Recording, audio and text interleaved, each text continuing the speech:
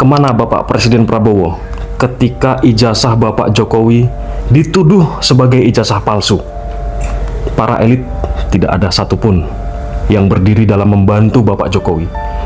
Beliau dengan gagah ke Mabes Polri, ke Polda Metro Jaya, memperjuangkan keaslian daripada ijazahnya dengan didukung institusi Universitas Gadjah Mada yang telah menjadi saksi dan telah memberikan rilis secara resmi bahwa ijazah beliau asli.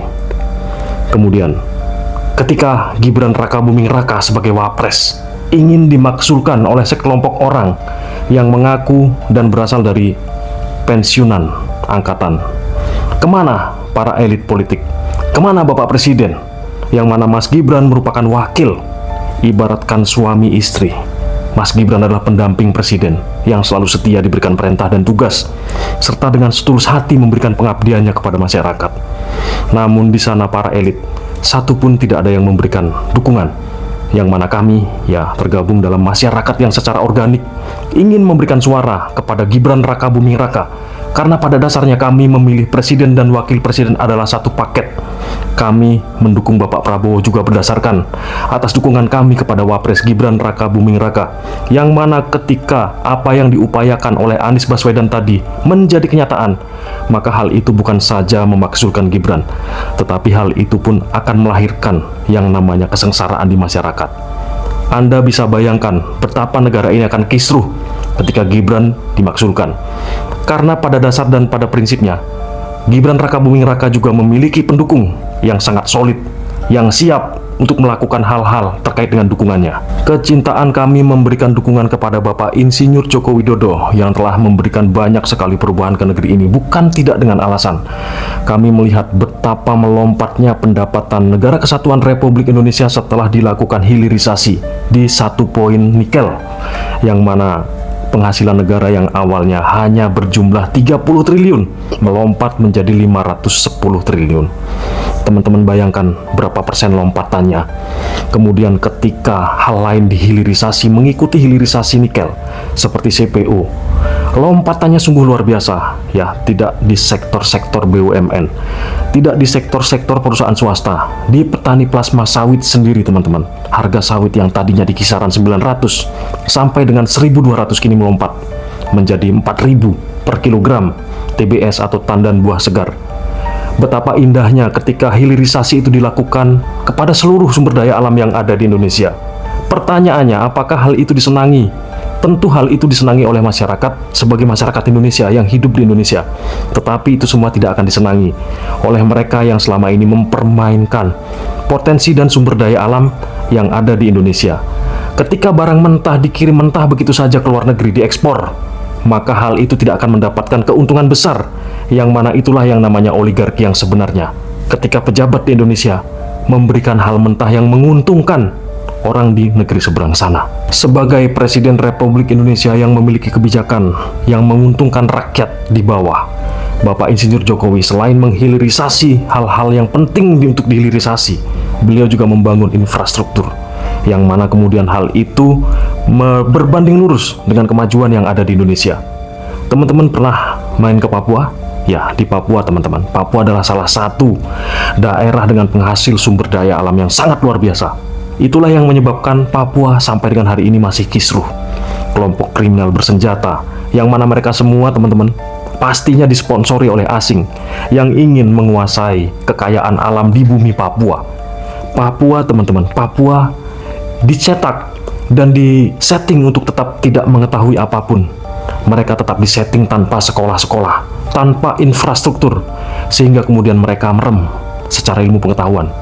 Di situ Bapak Jokowi tidak gentar untuk membangun sekolah-sekolah, untuk membuat warga Papua melek pendidikan, untuk membangun infrastruktur yang mengintegrasikan seluruh wilayah Papua, terutama di wilayah-wilayah yang strategis menghasilkan sumber daya alam. Ketika itu semua dilakukan, ketika itu semua dibangun, gerakan Papua Merdeka semakin merajalela. Itu salah satu bukti bahwa Indonesia ingin dikuasai secara diam-diam oleh negara-negara asing yang selama ini merampok harta kekayaan di Papua. Misi pembodohan untuk masyarakat Indonesia berbanding lurus dengan kepentingan jahat asing kepada kekayaan alam Indonesia. Orang-orang di negara kita tidak diizinkan untuk pintar. Orang-orang di Indonesia tidak diizinkan untuk mengetahui apa potensi-potensi alam yang ada di sini, sehingga kemudian kita diam dan hanya melihat betapa kayanya negara kita tanpa berbanding lurus dengan apa yang kita rasakan sebagai warga negara Indonesia.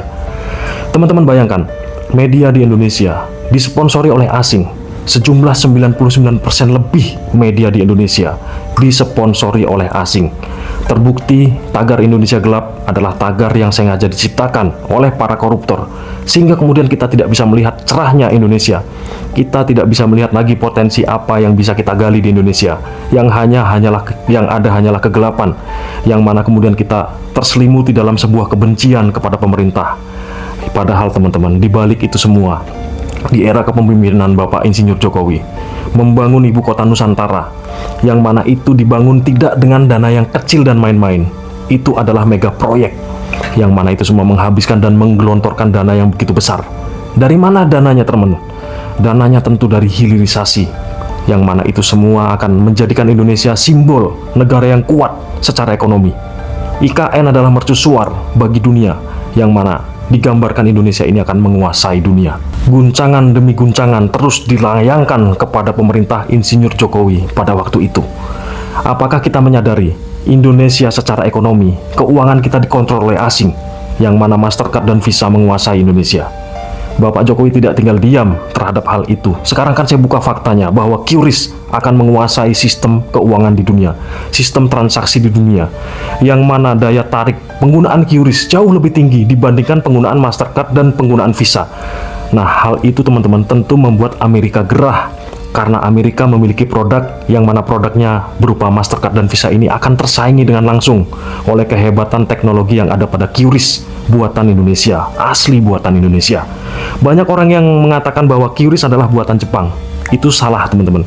QRIS adalah murni produk Indonesia, namun QR Code memang buatan Jepang.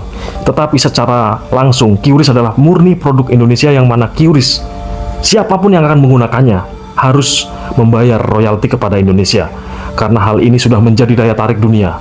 Teman-teman, di Jerman orang-orang saat ini mengatakan betapa mudahnya transaksi menggunakan QRIS, dan ini berbanding terbalik dengan transaksi menggunakan Mastercard dan Visa, yang mana segala teknologi yang ada di QRIS jauh lebih maksimal dan mumpuni dibandingkan teknologi lama yang terdapat di Visa dan Mastercard. Dan hal itu, teman-teman, membuat Amerika terus melakukan serangan kepada Indonesia, bahkan memerintahkan agar supaya penggunaan QRIS dihentikan. Bukan hanya serangan-serangan lewat secara langsung, teman-teman, bahkan pajak-pajak perdagangan antara Indonesia dan Amerika dinaikkan, sehingga kemudian hal itu semua menjadi serangan, yang mana itu sebenarnya memastikan dan menginginkan Indonesia tidak melakukan hilirisasi. Indonesia tidak menerbitkan QRIS sebagai produknya, karena itu semua dapat mengancam ekonomi negara Amerika, teman-teman. Lalu kemudian dikirimlah delegasi Indonesia ke Amerika untuk menegosiasi pajak yang tadinya 24% turun menjadi 19%, yang kemudian mengenolkan pajak yang masuk barang dari Amerika ke Indonesia. Hal itu pun digiring seolah-olah pemerintah kita bodoh dalam melakukan negosiasi. Namun faktanya, teman-teman, hal itu merupakan hal yang bagus.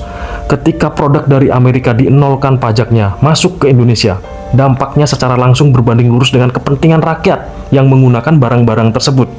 Bayangkan ketika itu dikenakan pajak, maka harga kedelai yang datangnya dari Amerika ke Indonesia tentu tidak semurah saat ini, yang mana biaya produksi terkait dengan industri makanan di dunia, tempe dan tahu dan lain sebagainya, yang mana bahan bakunya menggunakan kedelai, maka akan menggunakan biaya produksi yang semakin besar, dan tentunya hasilnya bukan semakin besar tetapi semakin mengecil, teman-teman. Disitulah kehebatan daripada pemerintah dalam menegosiasi ekonomi ini, teman-teman. Dalam hal itu saya mengacungi jempol kepada pemerintahan Bapak Prabowo Subianto.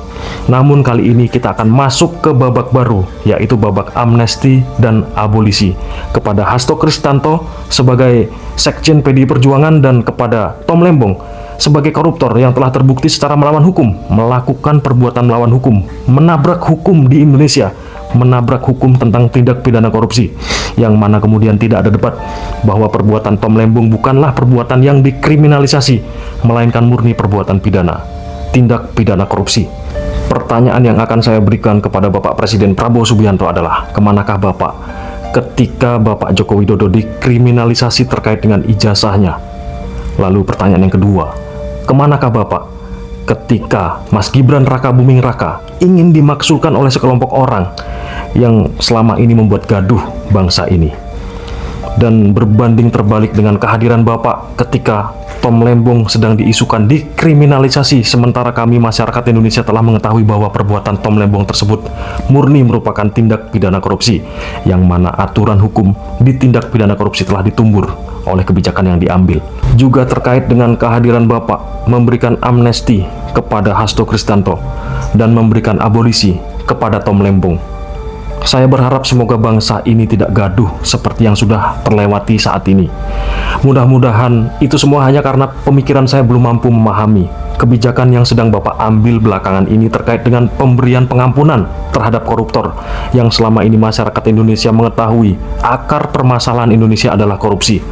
Karena pada dasarnya 3 pidana yang paling berat di Indonesia, yang mana itu semua secara ringan sudah kami pahami sebagai sebuah extraordinary crime atau kejahatan luar biasa. Yang pertama adalah korupsi, kemudian yang kedua adalah terorisme, dan yang ketiga adalah narkoba, yang mana ketiga hal ini menjadi musuh negara yang harus ditegakkan setegak-tegaknya.